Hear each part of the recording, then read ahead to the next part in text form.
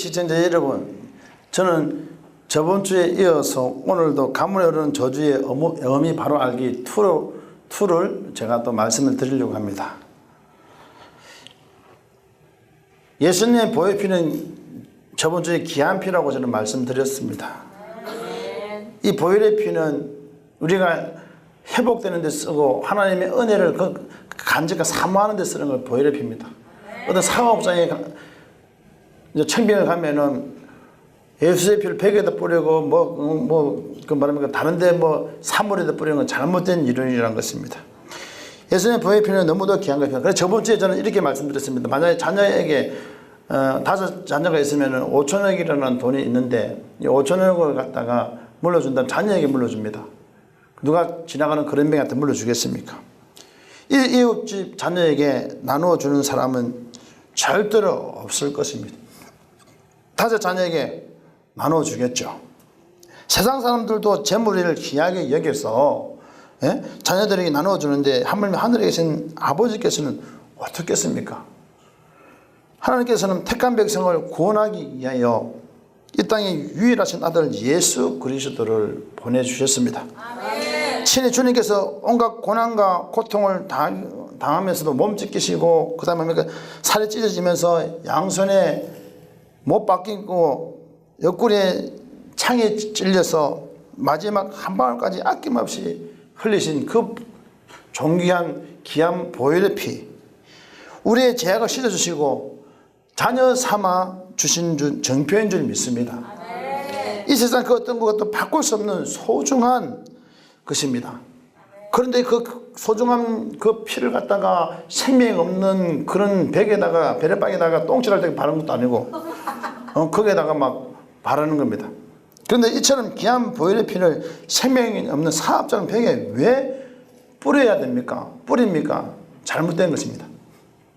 이런 행동을 하고 의식을 행하는 것은 주술적인 것으로서 잘못된 신앙관에서 비롯된 것이라는 것을 여러분 기억하시기 바랍니다. 악한 귀신이 달라붙어서 사업이 안 된다는 것이 아닙니다. 사업이 안 되는 이유는 근본적으로 철저하게 준비를 하지 않는 그 사업하는 사업자 본인의 잘못인 것입니다. 준비를 하고 분석해야 되잖아요. 그 사업을 하기 위해서는요. 똑같은 사업 하는데 돈이 툭 떨어지는 게 아닙니다. 금나라 도깨비도 아닙니다. 그러니까 준비를 철저히 분석해 가서 많은 경쟁자들의 사업이 있는데 그보다 더 뛰어나게 연구해야만이 되는 거예요. 연구해도 팔로가 없으면 안 되는 거예요. 밟은 팔에 하면서 뛰어다녀야 되는 것이지 무슨 예수의 피에 판물을 한 방에 뿌려갖고 해결하려고 그래요. 그 귀한 피는 내한테 뿌리기도 아까운데 왜 팩에다 뿌리냐고. 잘못됐습니다.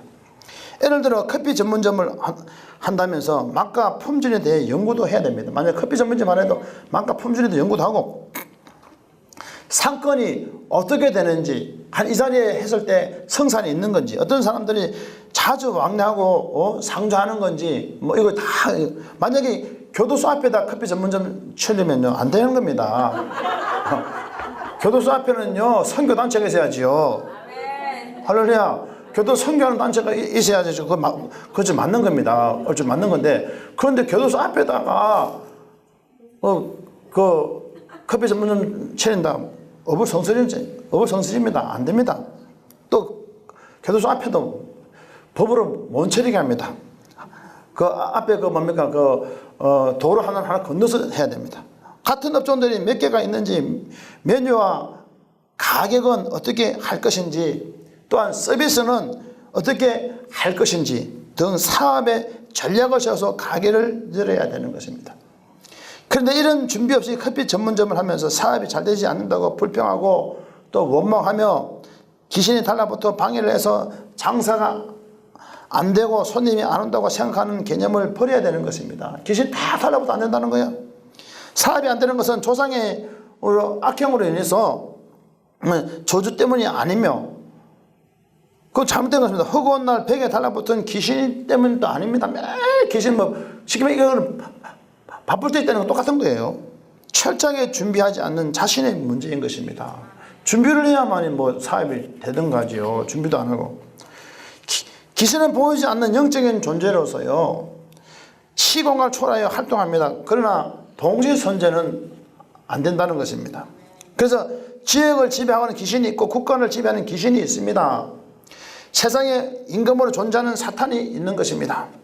따라서 귀신이 어느 가게에 음습한 벽에 달라붙어 있는 개념은 더더욱 아닌 것입니다. 잘못된 것입니다. 음습한 벽에 달라붙어 귀신이 달라붙어 있는 개념이 아니다는 겁니다. 자신이 활동할 수 있는 공간이 넓은데 자유를 박탈당하면서 벽에 갇혀 있을까요? 시공간을 초월하는데 왜 거기 벽에 갇혀갖고 거기 딱 있냐고. 자유를 박탈당하면서. 그거 뭐 교도소도 아니고 교도소도 아니고 공간이 시공간 넓은데 왜 거기 달라붙어 있는. 어떤 사람 몸에 들어가 있다는 그것도 개념도 아닙니다. 자신은 영적인 존재로 자유롭게 활동할 수 있습니다. 자유롭게 활동할 수 있는데 허구한 날 벽만 지키라고 벽에만 달라붙어야 돼. 이거 아니다는 것이죠. 귀신이 달라붙어 있다, 귀신이 들어와 있다는 개념은 잘못된 것이라는 것입니다. 이런 원리를 모르기 때문에 귀신이 벽에 붙어 있다든지 또 오래된 사진이나 물건, 조상이 사용한 물건에 붙어 또 뭡니까? 가게를 혼란하게 하고 저주를 가져온다는 거 말하는 것입니다. 그래서 예수의 피를 뿌린다는 것입니다. 이런 사람들은 좀 배워야 됩니다. 왜 그렇게 무식한지. 목회도 제대로 배워서 해야 됩니다. 이거 그 이론적인 하나님이 아니고 살아계신 하나님을 생명을 그대로 전해야 됩니다. 그래서 예수의 피를 막 뿌린다고 되는 거 아닙니다. 내가 하나님의 형상으로 회복되면은 그냥 하나님께서 판단하셔갖고 하나님 사업에 필요, 하나님이 그분이 필요하면 주시는 거. 안 주셔도 감사, 주셔도 감사하는 것이지. 그런 개념이지. 꼭 떼쓰면서 벽에 붙은 그 바쁠때기 같은 거 떼내려면 되겠으면 귀신 달라붙었다고. 예수님이 흘리신 피는 보혈의 피며 참으로 존귀하고 귀한 피인 것입니다. 보혈의 피는 귀신을 쫓아내기 위해서 벽에 뿌리고 허공에 뿌리는 것이 절대 아니라는 것입니다. 그 피는 나에게 뿌려져야 합니다. 그래서 은혜 가운데 소망과 또 뭡니까? 희망을 가지며 권세와 능력을 받아 안 되는 것이 잘 되게 되고 주위의 다른 사람에게 좋은 영향력을 끼치게 되는 겁니다. 그러니까 내가 변화되고 하나님의 형상 회복되고 하나님의 성품을 담기를 원하면은 하나님이 구하지 않는 것이고 주시는 겁니다. 너희는 이 세대를 본받지 말고 마음을 새롭게 하여 변화를 받아 하나님의 선하시고 기뻐하시고 온전한 뜻이 무엇인지 분별하도록 하라. 로마서 12장 2절 1절에 이는 너희에게 들은 영적 예배라 그랬습니다. 요한복음 4장에 보게 되면요, 그러니까 하나님께서 예배하는 자를 찾나니 곧 이때라. 하나님께 예배하는 자는 신령과 진정으로 예배할지라. 또한 고린도서 3장 17절에 보니까 너희가 하나님 성전인 것과 하나님 성령이 너희 안에 거하신 자 알지 못하느냐. 누구든지 하나님 성전을 더럽히면 하나님 그 사람 멸하시냐. 그러니까 내가 거룩한 너희도 거룩할지어다. 내 얘기 전에 그랬단 말이에요. 거룩한 삶을 사는 거예요. 그리고 대부분의 그리스도인들은요, 귀신이 사람의 몸에 들어온다는 잘못된 생각을 가지고 있습니다. 마태복음 8장, 마가복음 5장, 누가복음 8장을 보면 거라사에 귀신이 들린 자가 나옵니다. 그는 몹시 사나워서 쇠고랑을 끊고 자기 몸을 해하며 또 뭔가 일반인이 도저히 제어할 수 없는 힘을 가지고 있는 것으로 표현되고 있습니다. 하지만 귀신은 예수님을 보고 하나님의 아들임을 이미 알고 이렇게 말합니다. 하나님의 아들이여 우리가 당신과 무슨 상관이 있나이까. 그리고는 그 군대 귀신이 간구합니다. 만일 우리를 쫓아내실진데 돼지떼에 들어 보내주셔서 이래 말합니다.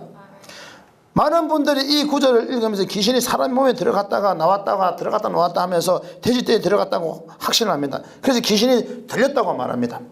그러나 우리는 귀신의 존재를 정확하게 인지해야 되는 것입니다. 귀신은 영적인 존재이지만 동시에 하나님의 피조물이기 때문에 제약을 받는다는 걸 여러분 기억하셔야 됩니다. 하지만 귀신도 영역을 가지고 있기 때문에 사람을 지배할 수 있는 힘이 있습니다.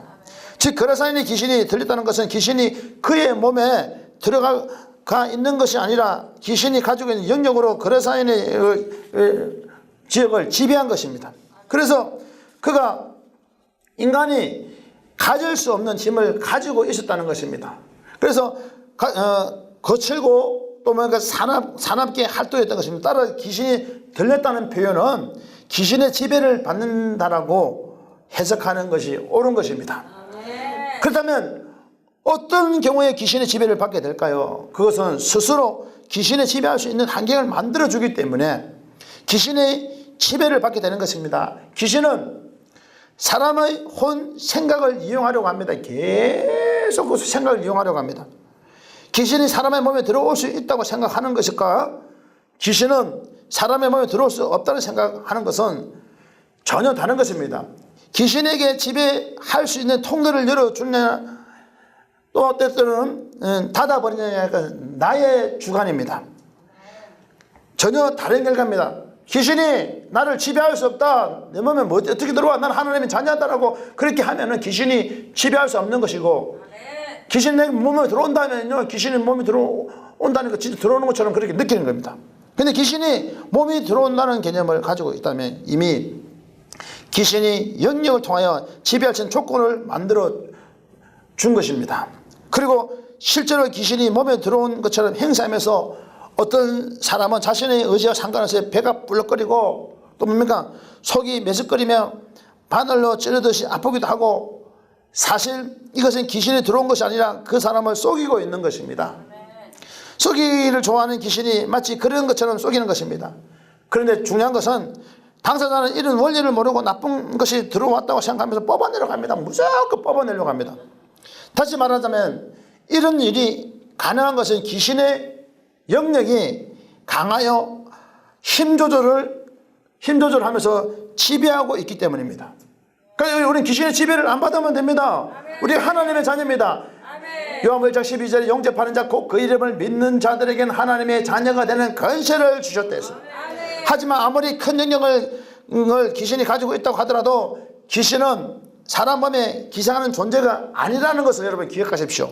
스스로 생각의 문을 닫아버리면은 귀신은 우리를 어떻게 할 수 있는 존재가 절대로 아니라는 것입니다. 그러면서 귀신이 들어왔다 생각하여 뽑아내려고 하고 매일 기도하면서 또 뽑아내고 기도하고 뽑아내고 들어갔다가 반복하고 본인이 그렇게 생각합니다. 또 들어갔다 뽑아내고 매일 아픈 것이 반복되는 것입니다. 그냥 단호하게 그 생각을 버리면 되는 것입니다. 그러면 왜 귀신이 사람 몸에 들어올 수 없을까요? 귀신은 영적인 존재로서 육을 가지고 있지 않습니다. 하지만 사람은 영혼 육이 있습니다. 사도 바울은 고린도후서 6장 15절에 16절에 이렇게 말씀합니다. 그리스도와 벨레알이 어찌 조화되며 믿는 자와 믿지 않는 자가 어찌 상관하며 하나님의 성전과 또한 우상이 어찌 일치가 되리요. 우리는 살아계신 하나님의 성전이라고 말했습니다. 고린도서 3장 16절에 보니까 너희가 하나님의 성전인 것과 하나님의 성령이 너희 안에 거하신지 알지 못하냐. 누구든지 하나님의 성전을 더럽히면 하나님 그 사람 멸하시라고 했습니다. 쉽게 말하면 사람과 귀신은 재료가 다릅니다. 물론 우리도 영을 가지고 있지만 우리의 영은 귀신과 다른 것입니다. 귀신은 창조된 영이며 사람에게 주어진 영은 하나님이 그 코에 생기를 불어넣으시게 된 영이기 때문에 생명이 된 것입니다. 그러니까 우리 영도 다 똑같은 영이 아니에요. 레벨이 달라요. 자, 이처럼 재료가 다른데 어떻게 섞일 수 있겠습니까? 그래서 귀신이 사람 몸에 들어온다는 개념이 잘못되었다는 것입니다. 여러분 이렇게 생각해 보십시오. 여러분 뭐라고 기름하고 섞입니까? 안 섞인다는 것이죠. 그러면 예수님께서 귀신을 쫓아내실 때 무슨 의도로 돼지떼에 들어가라고 말씀하신 것입니까? 그것은 첫째 예수님의 통치권이 군대의 귀신보다도 강하다는 것을 보여주시기 위함이었습니다.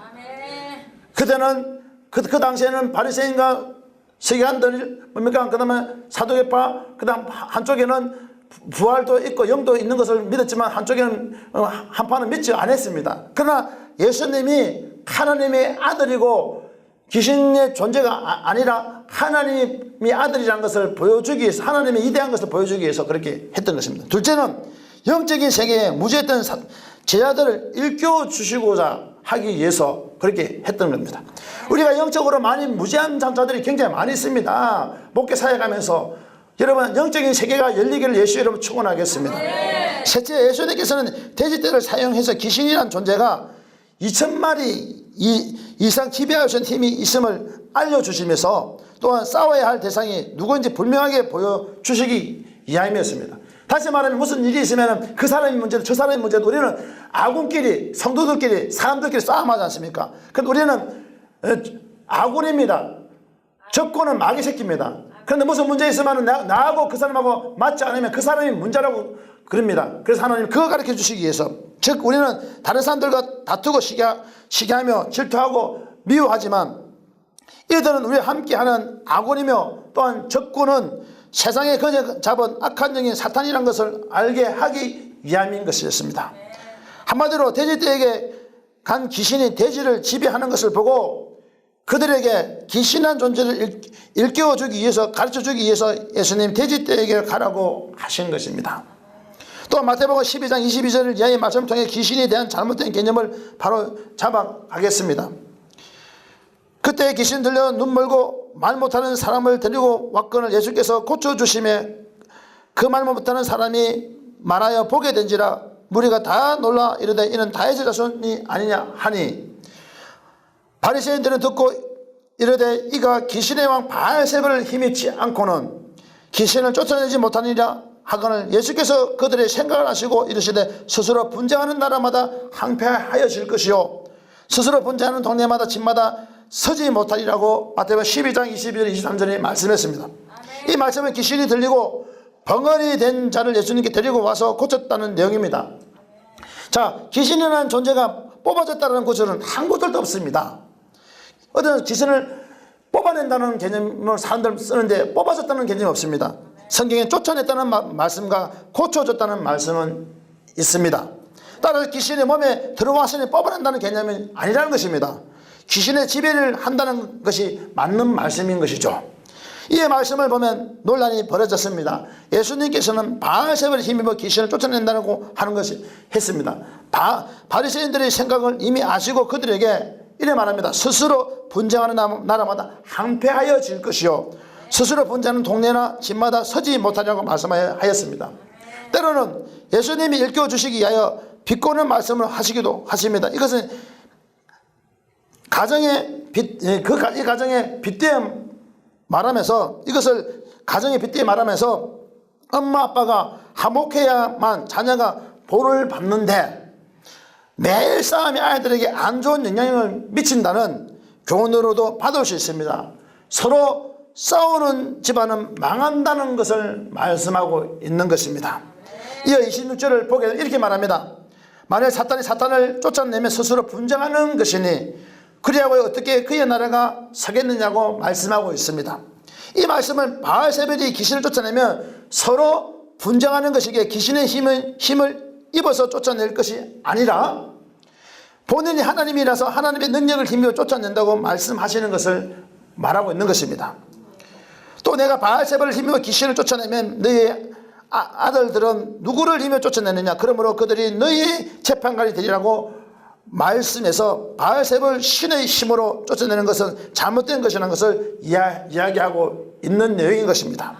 또 28절을 통해서 그러나 내가 하나님의 성령을 힘입어 귀신을 쫓아내는 것이면 하나님 나라가 이미 너희에게 임하였느라 말씀하신 것은 바알세바들이 예수님이 하나님인 것을 알지 못하는 부분들을 일깨워주고 있는 내용인 것입니다.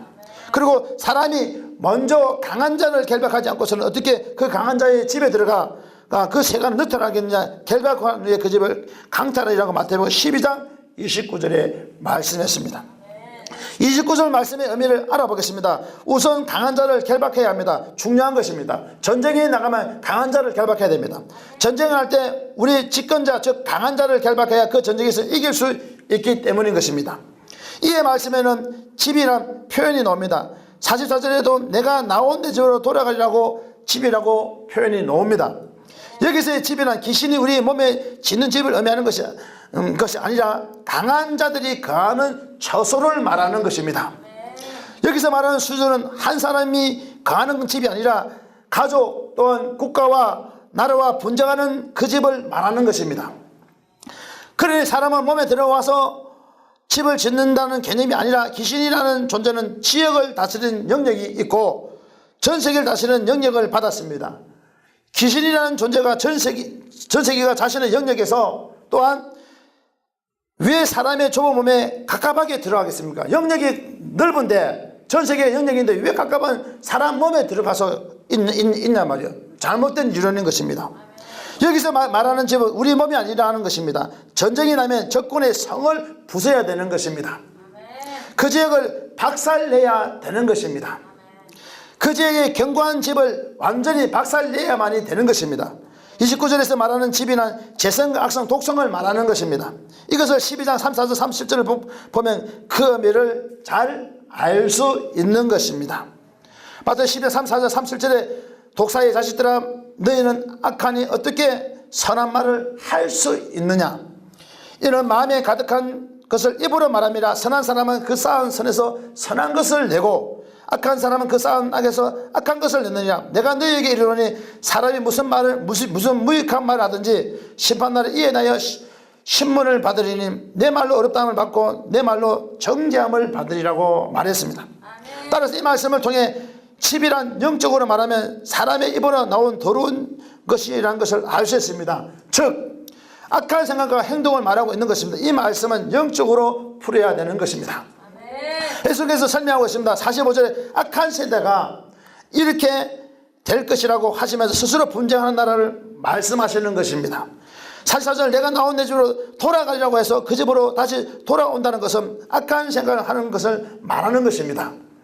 이 말은 내가 형상회복되고 하나님의 성품을 담게 되고 귀신의 지배를 받지 않는다는 것입니다. 하나님의 성품만 담으면 귀신의 지배를 받지 않는 것입니다. 내가 강하기 때문에 그런 것입니다.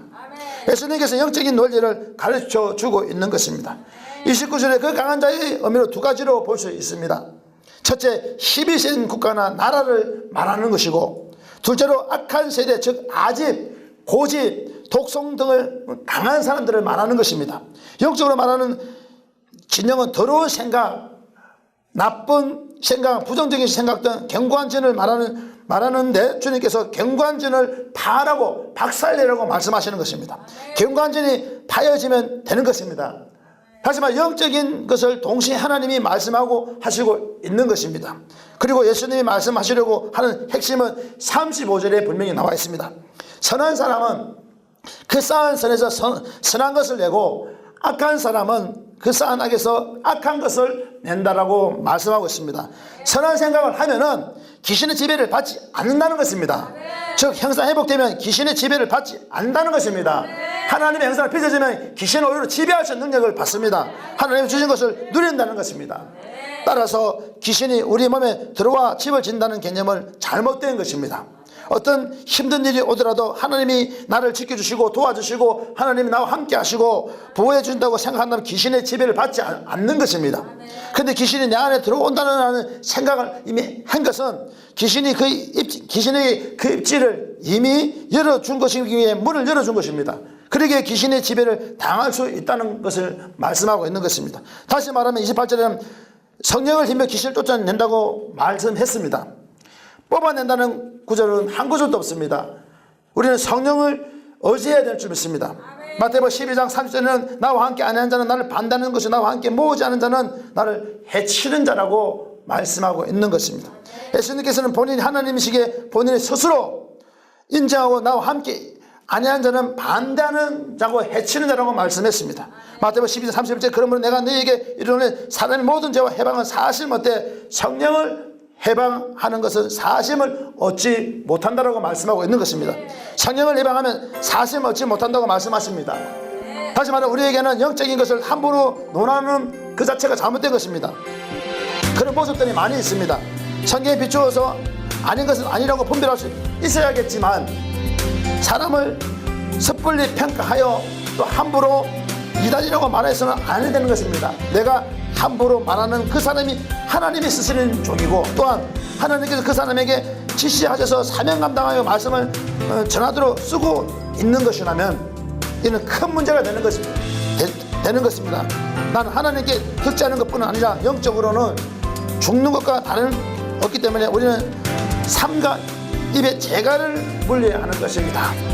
성령을 해방하면 안 된다는 것입니다. 여러분 하나님의 위대한 역사가 우리 삶 속에 있습니다. 하나님은 죽은 자의 하나님이나 산 자의 하나님입니다. 우리 하나님이 함께 하시면 불가능이 없고 가능케 하십니다. 영적으로 열려서 부팀 시청자 여러분들은 더 영적인 세계가 더 깊이 열려지기를 예수 이름으로 축원하겠습니다. 선한 생각을 하면 귀신의 지배를 안 받는다는 것입니다. 즉 형상 회복되면 귀신의 지배를 받지 않는다는 것입니다. 하나님이 주신 것을 누린다는 것입니다. 따라서 귀신이 우리 몸에 들어와 집을 짓는다는 개념은 잘못된 것입니다. 어떤 힘든 일이 오더라도 하나님이 나를 지켜주시고 도와주시고 보호해 주신다고 생각한다면 귀신의 지배를 받지 않습니다. 근데 귀신이 내 안에 들어온다는 생각은 귀신에게 그 입지를 이미 열어줄 것입니다. 문을 열어줄 것입니다. 귀신의 지배를 당할 수 있다는 것입니다. 우리는 오직 성령만 쫓으면 아름다운 집을 지을 수 있다는 것을 기억해야 되는 것입니다.